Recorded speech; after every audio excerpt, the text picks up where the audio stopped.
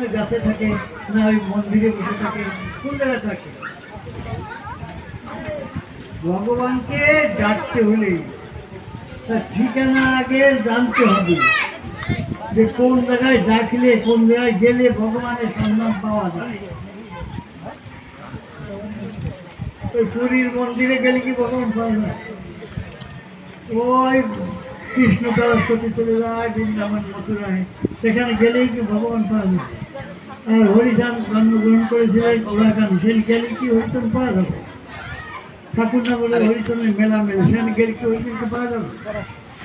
সে মানুষ কোন জায়গা আছে, সেটা না জানলে ভগবানকে পাওয়া যাবে না। হ্যাঁ, হরিভক্ত যারা তীর্থ গ্রহণ করে না, তারা তীর্থে ফল হয়, ভালো জায়গায় গেলে ভালো ফল হয়। কেউ ভক্ত যারা ফলাফলের ঊর্ধ্বে, তারা চায় না পুণ্য, চায় না পাপ। যে পুণ্যকে না দেয় স্থান, পাপ কোন চায়? পুণ্যরে স্থান দেয় না, তার পাপ দেওয়া কি জন্য? ভক্ত ছিল, ভক্ত হতে কি করতে হবে? উঠে গেলে হবে না।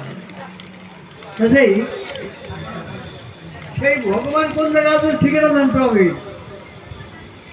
ভগবান আছে সবার মধ্যে আছে, এই কথা তো কেউ জোর দিয়ে বলে না। সবার মধ্যে ভগবান আছে, তার প্রমাণ দেবেন? প্রমাণ দেখেন।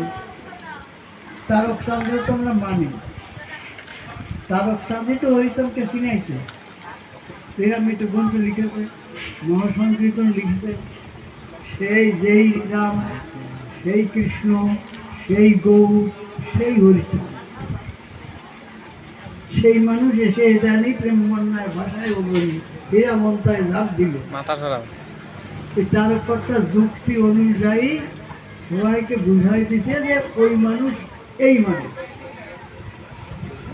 তারপরে আর একজন বলছে কি, করোর মন মানুষ বর্ত নিত্য মানুষের সাধনা, অনুমান কায়া শূন্য ছায়ার কেন করো ভাবনা।